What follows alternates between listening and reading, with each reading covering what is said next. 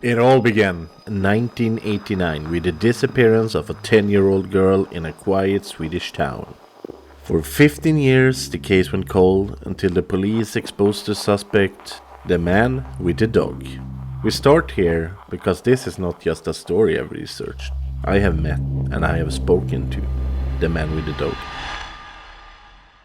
It was in the evening of March 20, 1989, when Helén Nilsson, 10 years old, was about to meet two friends at the store when she disappeared. Her parents called the parents of her friends, but they had not seen Helén. Helén's mother started calling around to every classmate on the list, but none had seen her. Eventually, Helén's parents called the police, who began searching right away. The police even enlisted the help of 2,500 orienteers to try to find Helén.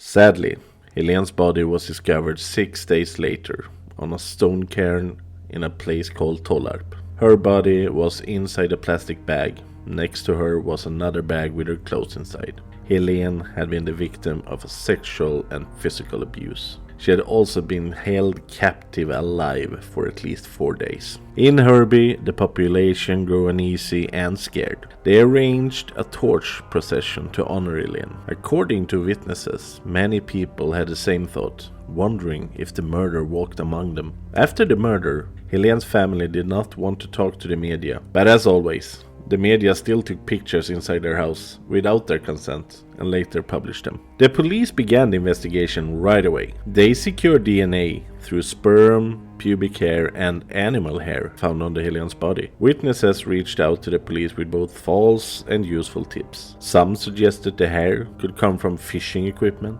while another witness claimed to have seen a woman being forced into a car outside the store where Helén was supposed to meet her friends. But the police never got any real breakthrough. 5 months later, on August 4, 1989, the body of a woman named Jannica Ekblad, 26 years old, was found 60 kilometers from where Helén's body had been discovered. She was last seen at a bus stop in Malmö, where police suspect she was lured into a car and later murdered. Police suspected that they might have the same killer. They found traces of certain dog food, and the damage to the body was similar. In September 1989, a letter arrived at the police station with the words cut out from a newspaper. It said, and I quote, "The murder of Helén and Jannica." Why? Yes, the damned loneliness and being bullied by women at work.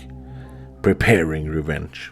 The lead investigator, Ulf Olsson, received a phone call from someone claiming to be the killer. Ulf asked for certain clues, but the caller could not provide them. The alleged murderer called several times. Once, Ulf heard sounds from a train station, so he sent police to Malmö train station. They found nothing, but later that day the caller phoned again and said, "Wow, you sent a lot of police cars to the train station." 2 years later, with no progress, only 2 officers remained working on the case. The technical evidence, like sperm and hair, was not useful at the time. DNA technology was not advanced enough. Over the years, several suspects were questioned. The first, a 45-year-old man, was questioned in May 1989. Later, in 1993, a man with children was a suspect after witnesses said he had spoken to Helén the day before the kidnapping. And in 1995, Sweden's only known serial killer at the time, Thomas Quick, admitted to the killing, but he was ruled out rather quickly. At the end of 1990, the former head of Rikskrim in Halmstad,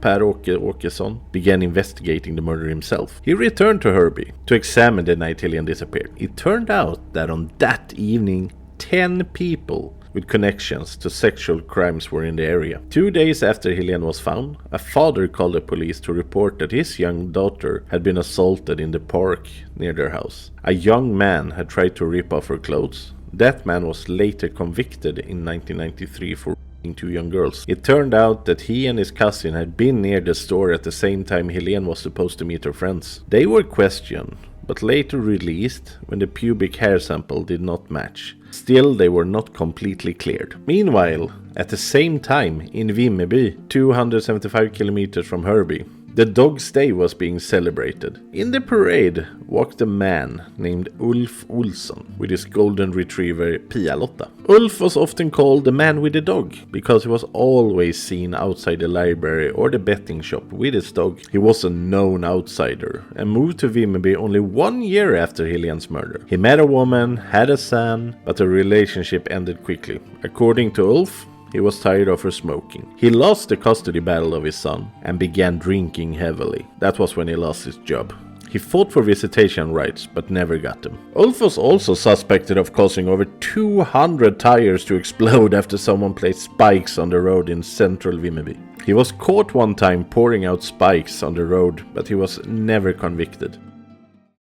In 1993, Ulf appeared on the TV series The Bailiff is Coming, where people with large debts were visited by collectors. Some believe Ulf revealed the evidence of his crime in this show. On a certain clip, on his fridge, two disturbing pictures were seen. One showed a hand holding a line with a helpless woman hanging on the other end. This was believed to represent Helén. The other picture showed a woman in a position similar to how Jannica was found when she was dead.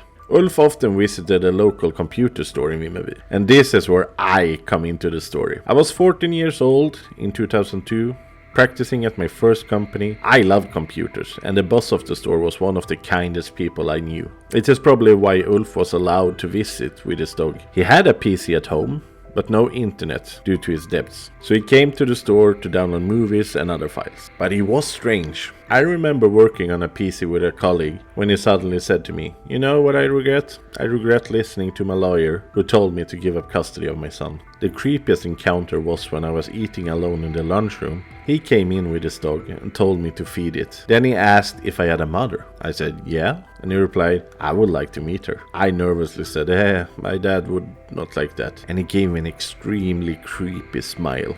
That is stuck in my head forever.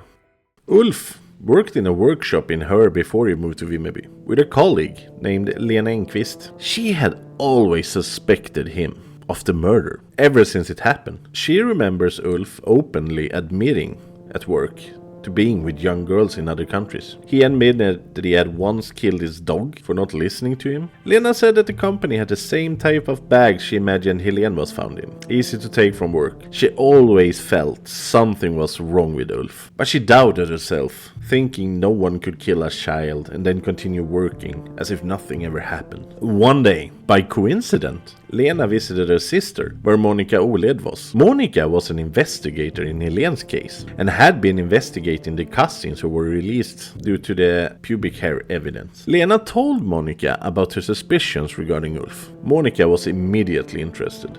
Lena's story felt sincere and honest. After this, Lena felt calm, finally telling someone about her suspicions. Monica documented the tip, but at the time the investigation was still focused on the cousins. Per-Åke Åkesson was at the time following another lead from a family who said that they saw a little girl walking past the day Helén disappeared, followed by a man walking a dog. 1 minute later they heard a scream, but they thought it was just children playing. Fast forward to 2004. DNA technology had advanced significantly. The samples they had could now create a real DNA profile. They compared it to the cousins, who were then cleared completely. In April 2004, police began investigating every tip they had ever received on men. They asked the men to voluntarily provide a DNA sample for comparison. A lot of men, they were so happy to be cleared from all charges. At this time, Lena's evidence was finally taken seriously. Monica had started investigating Ulf a little bit and found out that Ulf actually owned a cabin at the time of both murder of Helén and Jannica. Monica herself drove to Vimmerby to collect Ulf's DNA. Ulf willingly gave the sample, and they thought, oh, he gave it too easy. He is not the one. But on June 23, 2004, the laboratory reported a match. Ulf Olsson was the hit. For 15 years he had escaped justice. Now they finally got him. Helén's family was told right away that they finally identified Helén's murder. At last, they could find some peace. I remember seeing the headlines in the newspaper that day. Helén's murderer, the man with the dog. Everybody in Vimmerby knew right away. Ulf denied everything, claiming he was completely innocent. He was at work that day, the police didn't do their job correctly, and he also brought up his bad childhood. Despite his denials, Ulf was charged with the murders of both Helén and Jannica. Investigators found Jannica's blood in the house Ulf owned. The DNA evidence was undeniable.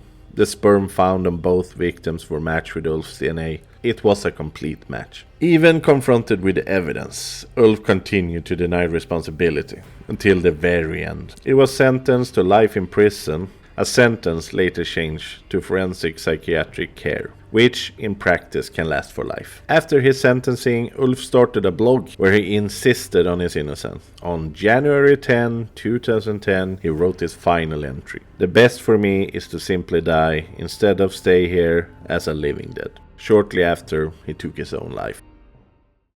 Neither Jannica's nor Helén's family will ever be whole again, but thanks to advancement in forensic science and the persistence of the investigators and witnesses, they at least receive some justice. When it comes to homicide, there are never any true winners. Thank you so much for watching this. I hope you found this story informative. Hope to see you in the next video.